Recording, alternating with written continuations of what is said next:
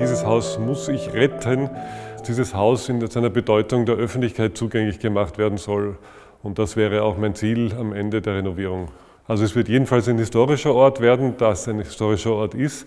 Und wir wollen hier die Geschichte der Bewohner, der Architekten und vor allem des jüdischen Bürgertums in Hietzing erzählen. Und damit sind wir aber auch schon beim Bildungsauftrag, der natürlich in all diesen Geschichten sehr wichtig ist. Also es wird jedenfalls für die Öffentlichkeit zugänglich sein. Wir wissen noch nicht, ob ganz frei oder nur mit Führungen. Das kommt ein bisschen auf die Struktur des Hauses dann an. Und zusätzlich auch für Veranstaltungen. Wird es Veranstaltungen geben im wissenschaftlichen Kontext, im Kulturkontext, Konzerte, Lesungen.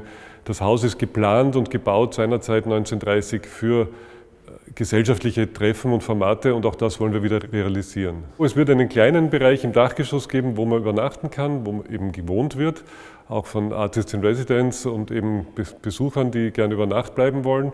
Wir versuchen in allen Bereichen sehr sanft zu renovieren, damit genau dieses Leben und auch die Geschichte des Hauses nicht verschwindet.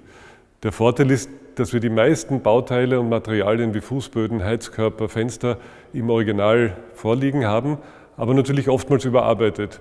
Und das wird eine spannende Gratwanderung, hier das richtige Maß zu finden. Es gibt große Herausforderungen, weil die Authentizität ist natürlich nicht mehr ganz vorhanden, weil alle Oberflächen oftmals überarbeitet wurden.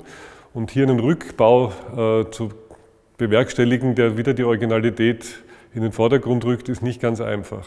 Das Architektenteam ist eine sehr persönliche Wahl gewesen. Christian Brasser ist ein langjähriger Freund, zu dem ich ein hohes Vertrauen habe und dem ich genau diese Aufgabe gut zutrauen konnte. Es hat sich bestätigt. Herr Brasser hat ein Haus dieser Art zwar vorher noch nie renoviert, aber genau das ist der Vorteil, weil er vorbehaltlos und mit Neugier an die Aufgabe herangeht. Benedikt Dekan, der Projektleiter, ist eine kongeniale Wahl von Herrn Brasser gewesen, weil er das Haus mit allen Sinnen erfasst und liebt und uns sehr gut unterstützt. Zeitplan auch nicht das oberste Kriterium. Es soll gut werden, es soll rücksichtsvoll umgegangen werden und das braucht seine Zeit.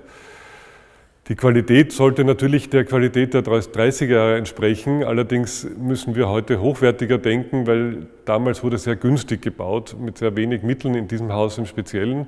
Und wir müssen vieles quasi besser machen als 1930, aber es soll genauso aussehen. Wir werden das Haus natürlich möglichst sanft auf einen Status von heute bringen, was die Isolierung betrifft. Die Bauphysik ist da ganz wichtig. Das Dach wird entsprechend saniert, der Keller.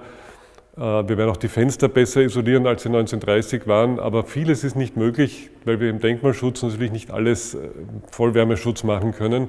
Aber das wollte ich auch nicht aus historischen Gründen. Der ökologische Aspekt für den Betrieb war natürlich ganz wichtig. Die alte Heizung war ursprünglich eine Koksheizung und dann eine Ölheizung. Wir werden das mit Tiefenbohrungen im Garten und Wärmepumpe lösen. Zusätzlich wird es am Dach, wir haben ein Flachdach, eine Photovoltaikanlage geben, sodass wir strommäßig wahrscheinlich sehr gut durchkommen übers Jahr. Und wie gesagt, die Isolierungsmaßnahmen, die im historischen Bestand möglich sind. Die Eröffnung wird sicher eine große Geschichte werden. Wir kriegen wahrscheinlich nicht so viele Menschen ins Haus, wie ich gerne hier hätte. Und es hängt ein bisschen von der Jahreszeit ab, ob wir dann eine große Veranstaltung im Garten machen können oder ob es viele kleine Eröffnungsevents gibt.